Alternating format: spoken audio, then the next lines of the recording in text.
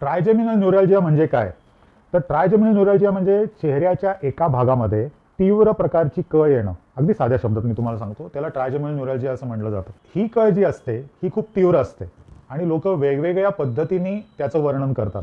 आता काही मला आठवणीत शब्द आहेत लोकांनी वापरलेले, की अचानक आगीचा डोंब उसळल्यासारखी कळ येणे, किंवा अचानक हाय व्होल्टेज इलेक्ट्रिक करंट चेहऱ्याला लागणे, किंवा अचानक एखादा बॉम्ब चेहऱ्यावर फुटणे, किंवा एखादी वीज सळसळत जावी अशा प्रकारची तीव्र वेदना येणे.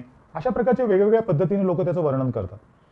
ही जी वेदना येते ही येण्यासाठी एक स्टिम्युलसची गरज असते. म्हणजे समजा त्या व्यक्तीने दाताला स्पर्श केला, असं दात घासताना ब्रशचा स्पर्श झाला, बोलताना जीभ दाताला चिकटली, किंवा ओठाला स्पर्श झाला, नाकाला स्पर्श झाला, किंवा गालाला स्पर्श झाला, कपाळाला स्पर्श झाला, तर चेहऱ्याचा एक भाग दुसऱ्या भागात ही कळ पसरत नाही आणि मागच्या भागात पण शक्यतो ही कळ पसरत नाही. चेहऱ्याच्या भागात हनवटीपर्यंत ती कळ पसरते. कधी कधी खालच्या हिरडीला हात लावला किंवा घास चावताना हिरडीला स्पर्श झाला तर ती कळ येते. कधी कधी टू व्हीलरवरनं जात असताना जर का वाऱ्याचा झोत चेहऱ्याला लागला तर ती कळ येऊ शकते. कधी कधी AC सुरू केला अचानक आणि त्याचा ब्लास्ट जर लागला तर ती कळ येऊ शकते.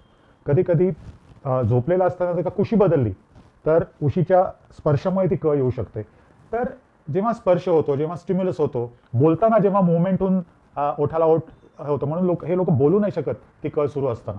याचं सगळ्यात व्यवच्छेदक लक्षण असं आहे की ही अत्यंत तीव्र असते. नेहमी आपल्याला ज्या प्रकारचं पेन होतं किंवा कळ येते, खांदा दुखणं म्हणा किंवा गुडघा दुखणं म्हणा किंवा पाठ दुखणं म्हणा, अशा प्रकारची ही कळ नसते. ही तीव्र असते, एखाद्या इलेक्ट्रिक करंट सारखी असते आणि ती इतकी तीव्र असते की त्याला पूर्वीच्या काळात आत्महत्या प्रेरक आजार म्हणायचे. जेव्हा याच्यावर उपचार नव्हते तेव्हा लोक या कळीला वैतागून आत्महत्या करायचे. आणि अगदी आजच्याही युगामध्ये जर का डायग्नोसिस वेळेवर झाला नाही आणि हे पेशंट वेळेवर ट्रीटमेंटला आले नाहीत तर आत्महत्या केलेले उदाहरणं आमच्या बघण्यात आहेत. तर ट्रायजेमिनल न्यूरॅल्जियाविषयी इतरही अनेक प्रश्न मला आमच्या MVD सर्जरी सेंटरमध्ये विचारले जातात. त्याची पण मी उत्तरं पुढच्या काही व्हिडिओमधनं देत राहीन.